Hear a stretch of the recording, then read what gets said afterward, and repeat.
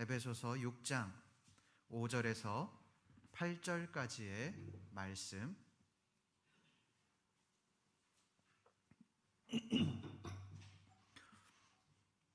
저와 여러분들이 한 절씩 교독하시겠습니다.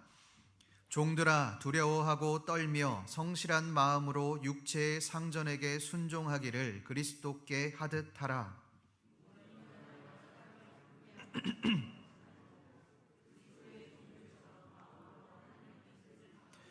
기쁜 마음으로 섬기기를 주께 하듯 하고 사람들에게 하듯 하지 말라. 이는 각 사람이 무슨 선을 행하든지 종이나 자유인이나 주께서 그대로 받을 줄을 알미라. 아멘. 여러분, 2014년에 일어난 이 땅콩 회항 사건을 기억하십니까? 이 사건은 이 대한항공 부사장이었던 조현아 전 부사장이 뉴욕발 대한항공 1등석에서 땅콩 초콜릿을 봉지채 가져다 준 그 승무원의 서비스를 문제 삼아 난동을 부리고, 또 이륙을 위해 이동 중이었던 항공기를 되돌리고 수석 승무원을 비행기에서 내리게 하면서 온 국민의 공분을 샀던 그런 사건입니다.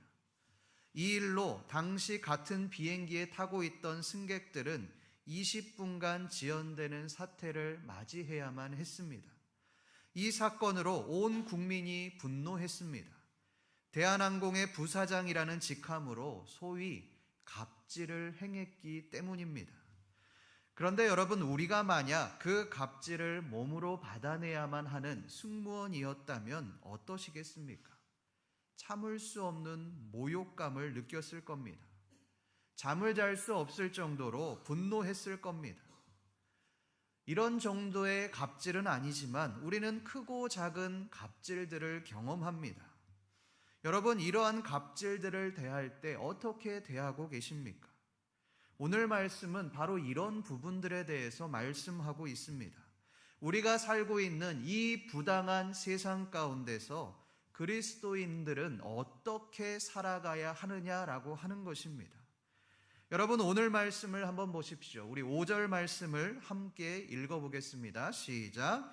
종들아, 두려워하고 성실한 마음으로 육체의 상전에게 순종하기를 주 그리스도께 하듯 하라. 오늘 말씀에서 바울은 종들을 향하여 말을 하고 있습니다. 그런데 뭐라고 말을 합니까? 육체의 상전에게 순종하라는 것입니다. 여기에서의 순종은 자녀들이 부모에게 순종하라고 말했던 그 어베이입니다. 어베이, 무조건적으로 순종하라는 것입니다. 그렇다면 바울은 노예 제도를 인정하고 있는 것일까요? 아리스토텔레스처럼 노예 제도를 옹호하고 태어날 때부터 노예가 정해져 있다라고, 그러니 그것에 무조건 복종하고 순종해야 한다고 말하고 있는 것일까요? 이것을 알기 위해서 당시의 고대 문화에 대해서 한번 알아보겠습니다. 여러분, 우리는 노예하면 어떤 것을 떠올립니까? 가장 먼저 흑인 노예들을 떠올립니다. 아프리카로부터 강제징용을 당해서 미국이나 또 다른 나라들로 파견되어 강제 노동을 당하는 흑인들을 떠올립니다. 실제로 유럽에서 정복 전쟁을 할 당시에 식민지에서 일할 노동력들이 대거 필요했기에 유럽의 강대국들은 아프리카 지역의 흑인들을 노예로 들여와서 그 노동력을 착취했습니다. 이것으로 아프리카 노예를 수입하고 판매하는 노예 시장이 생겼고, 이런 일들이 아주 공공연하게 일어나게 되었습니다. 흑인 노예들은 바다를 건너며 또 전염병으로 인해 죽기도 했고, 식민지에 가서도 풍토병으로 목숨을 잃기도 했습니다. 강제 노동력을 착취당하며 인간답지 못한 삶을 산 사람들이 바로 흑인 노예들입니다. 그런데 당시 고대 문화에서 노예는 우리가 아는 흑인 노예가 아닙니다. 당시 노예들은 로마가 전 세계로 영토를 확장하면서 전쟁 포로로 잡아온 자들이었습니다. 로마가 외부로 엄청나게 정복 전쟁을 진행하면서 유럽인들뿐만 아니라 노예 중에는 아시아인들, 아프리카인들까지 다양한 민족의 노예가 로마로 유입이 되었습니다. 이 노예들은 농업과 같은 단순 노동뿐만 아니라 교사, 회계사 등 다양한 분야에서 노동을 했습니다. 로마는 이 노예들에게 절대적으로 의지했습니다. 당시 로마에서 노예의 인구는 약 30에서 40% 정도였다고 합니다. 이렇게 엄청나게 많은 사람들이 노예의 삶을 살았다라고 하는 것입니다. 여러분, 이것이 의미하는 바가 무엇이겠습니까? 노예를 빼놓고는 로마 사회가 유지가 될 수 없었다는 것입니다. 그렇다면 바울이 종들을 향하여 상전에게 순종하라고 말한 이유는 바로 여기에 있습니다. 이러한 노예 제도를 무너뜨릴 수 없다는 겁니다. 이러한 노예 제도를 바꿀 수 없는 상황이라는 겁니다. 왜요? 그것이 어쩔 수 없는 현실이기 때문입니다. 아무리 노력하고 개혁하고 몸부림친다 해도 그것을 벗어날 수 없기에 불가능한 일에 매달려 인생을 낭비하지 말고 그 제도에 순응하라는 것입니다. 더 나아가 상전에게 순종하라는 것입니다. 베드로 또한 이러한 부분을 말씀하고 있습니다. 우리 베드로전서 2장 18절 말씀을 함께 읽어보겠습니다. 시작. 사환들아, 범사에 두려워함으로 주인들에게 순종하되 관용하는 자들에게만 아니라 또한 까다로운 자들에게도 그리하라. 베드로는 사환, 종들을 향하여 범사에 두려워함으로 주인들에게 순종하라고 그렇게 말을 합니다. 여러분, 이해가 되십니까? 상전들이, 이 주인들이 노예에게 어떻게 했습니까? 사람 취급하지 않았습니다. 소유물로 여겼습니다. 노예가 주인의 말을 듣지 않을 경우에 죽이는 일도 허다했습니다. 여러분, 노예로 태어난 것이 무슨 죄가 있습니까? 왜 이런 취급을 받아야만 합니까? 성경적이지도 기독교적이지도 않습니다. 그런데 베드로는 주인들을 향하여 그냥 순종하라고 말하지 않습니다. 두려워함으로 순종하라고 그렇게 말을 합니다.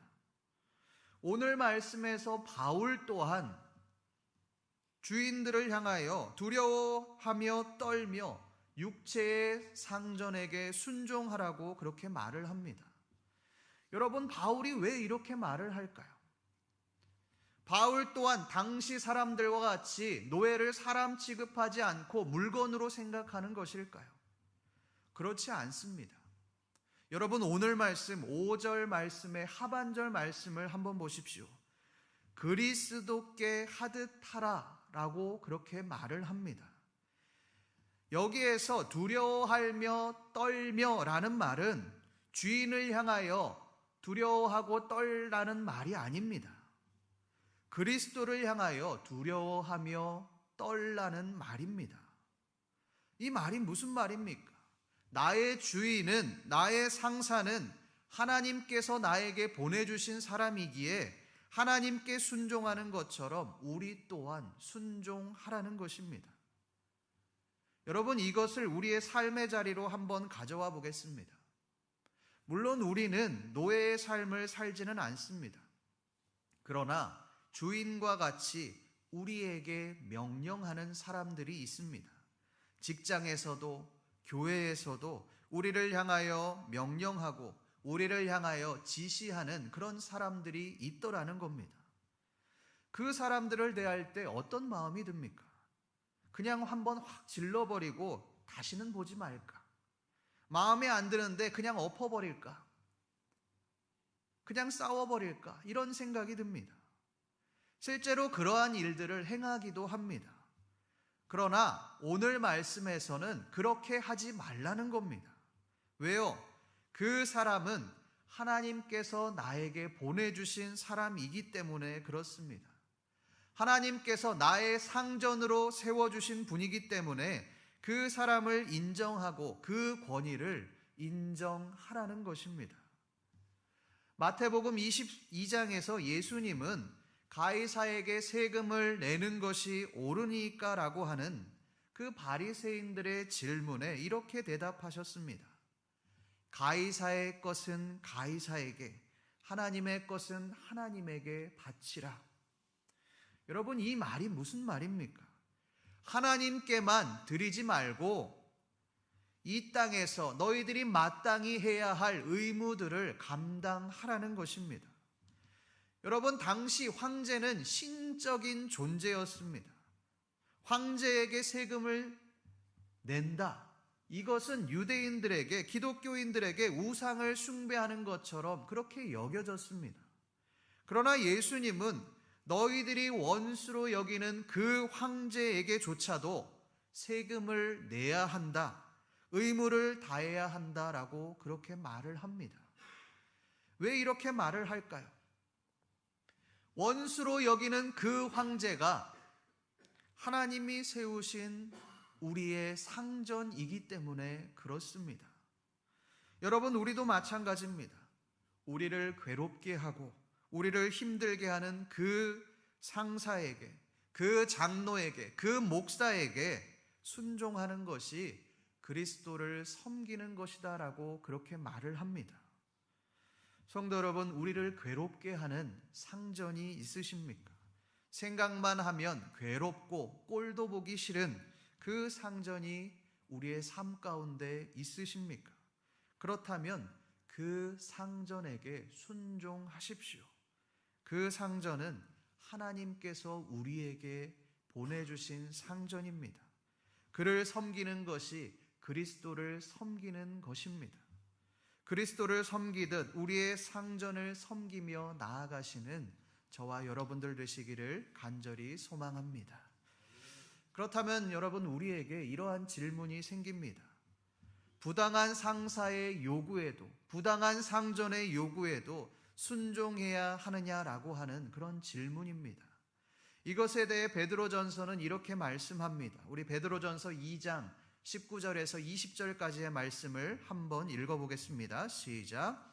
부당하게 고난을 받아도 하나님을 생각함으로 슬픔을 참으면 이는 아름다우나 죄가 있어 매를 맞고 참으면 무슨 칭찬이 있으리요.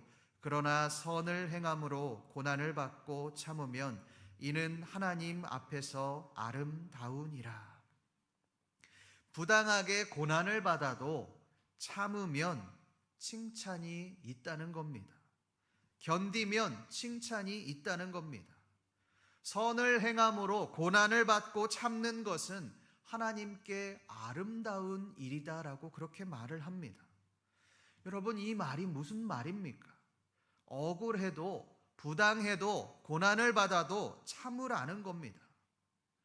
여러분, 이 베드로전서가 기록된 시기는 네로 황제의 시기라고 그렇게 추측합니다.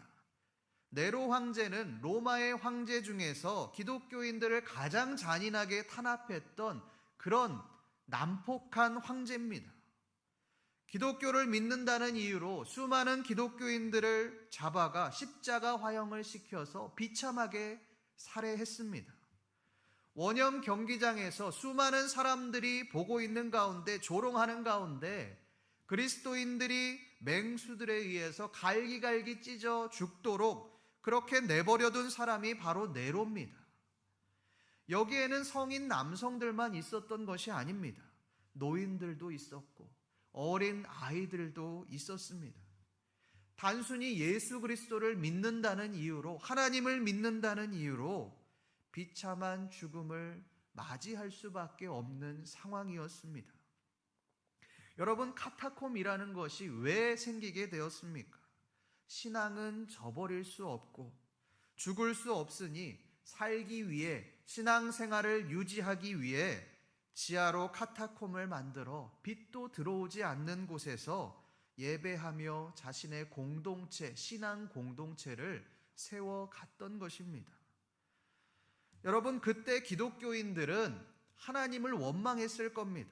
하나님, 도대체 내가 왜 이런 고난을 받아야 합니까? 왜 내가 이런 억울한 일들을 당해야 합니까? 하나님은 도대체 뭐하고 계신 겁니까? 왜 의인들의, 하나님의 백성들의 죽음에 침묵하고 계십니까? 그런데 베드로는 그들을 향하여 뭐라고 말을 합니까? 부당하게 고난을 받아도 참으라는 것입니다. 억울하게 사람들이 죽어나가지만 그들을 향하여 대항하지 말고 견디라는 겁니다. 왜요? 우리 베드로전서 2장 21절 말씀을 함께 읽어보겠습니다. 시작. 이를 위하여 너희가 부르심을 받았으니 그리스도도 너희를 위하여 고난을 받으사 너희에게 본을 끼쳐 그 자취를 따라오게 하려 하셨느니라. 그리스도도 너희를 위하여 고난을 받으사, 예수 그리스도께서도 우리를 위하여 고난을 받으셨다는 겁니다.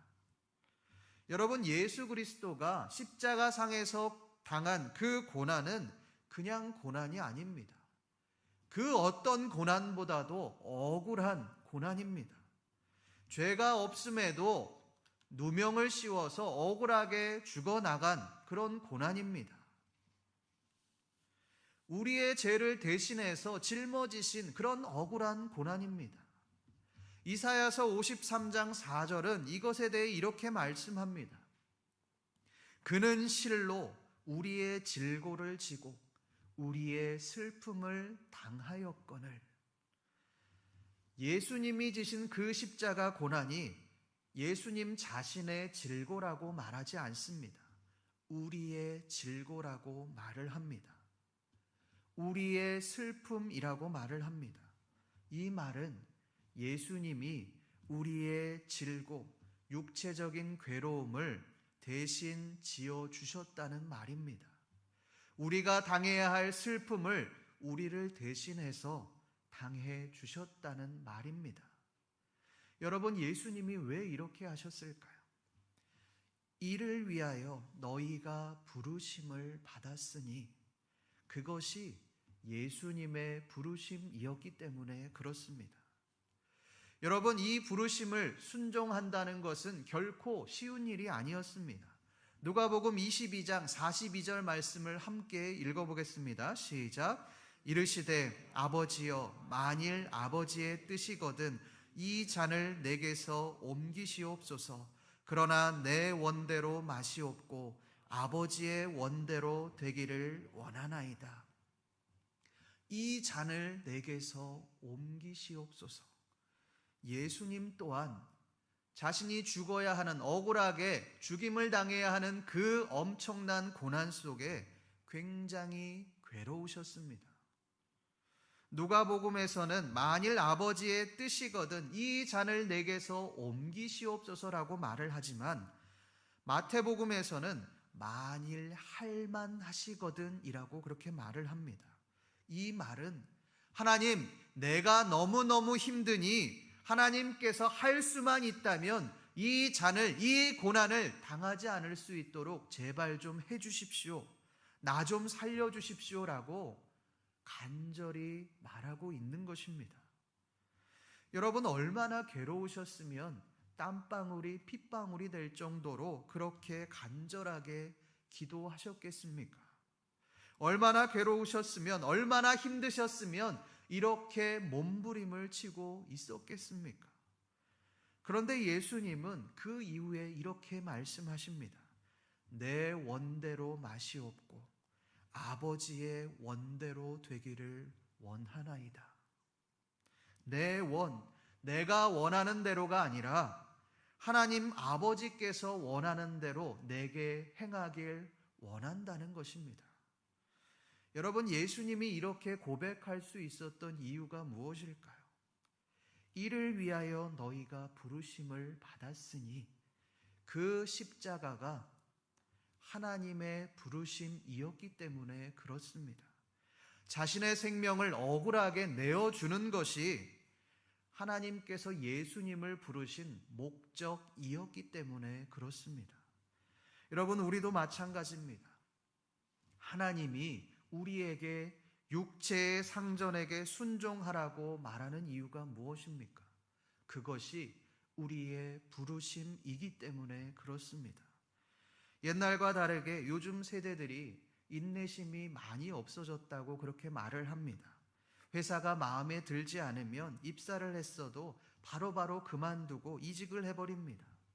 물론 대기업이나 회사에서 사람들의 단물을 빼먹고 버리는 그 부속품으로 생각하는 것이 한 몫을 할 것입니다. 그러나 자세히 살펴보면 이러한 부분과 상관없이 내가 회사가 마음에 들지 않으면, 사람이 마음에 들지 않으면 바로 그만둬 버리는 그런 경우들이 많이 있습니다. 상사가 조금만 힘들게 하면 회사를 그만두고, 또 어려운 일이 생기면 책임질 생각을 전혀 하지 않고 바로 그만둬 버립니다. 그 책임을 다른 사람에게로 떠넘겨 버립니다. 여러분, 이것은 부르심을 받은 자들의 모습이 아닙니다. 우리가 부르심을 받은 곳은 비단 교회뿐만이 아닙니다. 우리의 일터 또한 하나님의 부르심을 받은 거룩한 장소입니다. 우리가 만나는 모든 사람들이, 우리가 관계하는 모든 모임들이 부르심을 받은 거룩한 장소라고 할 수 있습니다. 그렇다면 우리는 그곳에서 우리의 사명을 감당해 나가야 하는 것입니다. 최선을 다해 우리에게 맡겨진 일들을 성실하게 감당해 나가야 하는 것입니다. 이것을 통해 우리를 만나는 모든 사람들에게 예수 그리스도의 빛과 생명을 전해야만 하는 것입니다.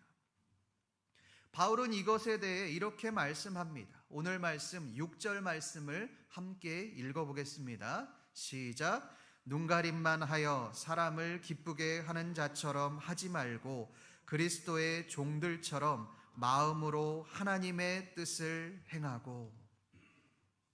눈가림만 하여 사람을 기쁘게 하는 자처럼 하지 말고, 눈속임으로 그렇게 말로 때우지 말라는 겁니다.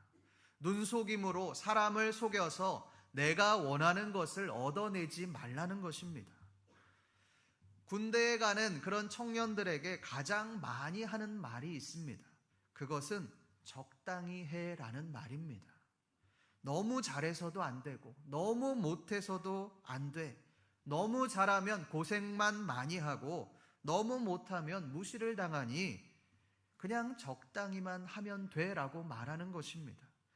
여러분, 그냥 눈치껏 하면 돼라고 하는 이 말 속에는 뭐가 있는 겁니까? 사람이 있는 겁니다. 저 사람의 비유만 잘 맞추면 된다. 저 사람이 원하는 것만 잘 파악해서 내가 얻어낼 수 있는 것만 얻어내면 된다라고 말하고 있는 것입니다. 실제로 사역을 하다 보면 사역자의 세계에서도 이런 말들이 존재합니다. 담임 목사님의 비위만 잘 맞추면 돼. 수석 목사님의 비위만 잘 맞추면 사역을 편안하게 할 수 있어. 종종 목사님들 중에 이런 말을 공공연하게 하는 경우들이 있습니다. 실제로 이런 말들을 많이 들었습니다. 여러분, 사역이라고 하는 것이 사람의 비위를 맞추기 위해 하는 것입니까?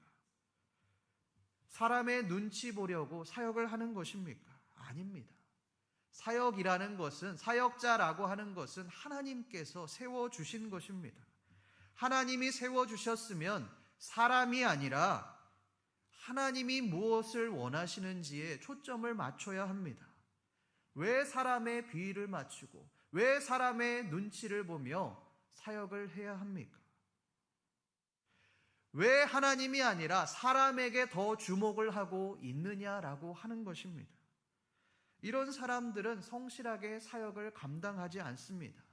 평소에는 성실하게 하지 않다가 사람들이 나를 보고 있을 때만, 담임 목사님이 나를 볼 때만 자신이 열심히 사역하고 있다는 것을 어필합니다. 왜요? 그래야 내가 인정받을 수 있기 때문에 그렇습니다. 여러분, 우리도 마찬가지 아닙니까? 사회생활은 줄을 잘 타야 돼, 라인을 잘 타야 돼, 그렇게 말을 합니다. 소위 싸바싸바를 잘해서 비위를 잘 맞춰야 그 사람이 원하는 것이 무엇인지를 정확하게 간이고 쓸개고 다 내어줄 수 있어야 성공한다라고 그렇게 말을 합니다. 승진이 보장되어 있다고 그렇게 말을 합니다. 여러분, 그런 사람들은 성실하게 일하지 않습니다. 열심히 하지 않습니다. 상사가 보고 있을 때만 보여주기식의 그런 일들을 감당합니다. 여러분, 상사의 눈치만을 보고 비위만을 맞추고 일을 성실하게 하지 않는다면 그 사람은 하나님을 기쁘시게 하는 자가 아닙니다. 사람을 기쁘게 하는 자입니다. 저는 얼마 전 열중모에서 핸즈커피 대표님께서 말씀하신 그 이야기들이 와닿습니다. 그분이 선교국에서 식사를 하며 이런 이야기를 하셨다고 합니다. 그리스도인은 누구보다 더 성실해야 합니다. 누구보다 더 열심히 삶을 살아내야만 합니다. 교회 카페라고 해서 대충 집사님, 권사님들 세워서 열심히 하지 않고 은혜로 덮으면 안 됩니다. 세상보다 더 열심히 성실하게 제대로 해야 합니다. 여러분, 이 말의 뜻이 무엇입니까? 그리스도인이라고 해서, 교회라고 해서 대충 하지 말라는 겁니다. 은혜라는 말로 다 덮어버리지 말라는 것입니다. 최선을 다해 성실하게 최고의 삶을 살아가야만 한다는 것입니다. 왜요? 그것이 그리스도를 나타내는 일이기 때문에 그렇습니다. 그것이 우리에게 맡겨진 사명이기 때문에 그렇습니다. 얼마 전 찬양 사역자이셨던 이 김상훈 목사님께서 54세의 젊은 나이로 소천하셨습니다. 이분은 30년간 찬양 사역을 하며 심장 질환으로 심장이 일반 사람들의 10%만 뛰며 고통스러운 날들을 보냈지만 살아생전 죽기 전까지 끝까지 찬양 사역을 감당하셨던 그런 사역자입니다. 그리고 그 자신의 이야기를 담은 고물심장이라는 그런 곡을 작곡하셨습니다. 그 가사의 일부를 잠시 읽어드리겠습니다. 느리고 또 약해서 아무것도 할 수 없는 내 심장이 당신을 만나 사랑으로 움직이죠. 금방이라도 멎을 고물 같은 심장이 당신의 사랑으로 뛰네. 내가 숨쉬는 것도 내가 서 있는 것도 기적이기에 당신은 나의 기적입니다. 무엇도 할 수 없어 아무것도 할 수 없는 나를 들어 쓰시는 당신의 심장을 내게 주시네. 나를 쓰시는 당신을 위해서 수없는 그 고통도 나를 웃게 하시는 주님을 찬양해. 이 김상훈 목사님이 살아생전 투병 중에 CBS와 인터뷰하신 그 내용이 제 마음을 울렸습니다. 그분이 이렇게 말씀하셨습니다. 하나님께서 저에게 죽을 때까지 찬양하라고 마음속에 응답을 주셨습니다. 그런데 저는 하나님 앞에 이렇게 대답했습니다. 하나님, 싫습니다.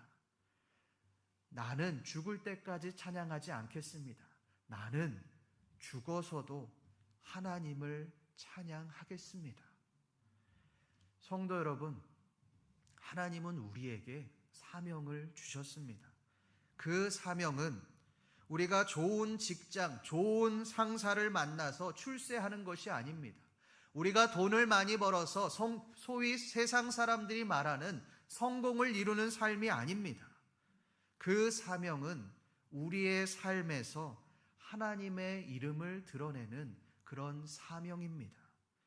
그 사명을 위해서 우리의 육체의 상전에게 순종하십시오. 우리에게 주어진 환경에서 최선을 다하십시오.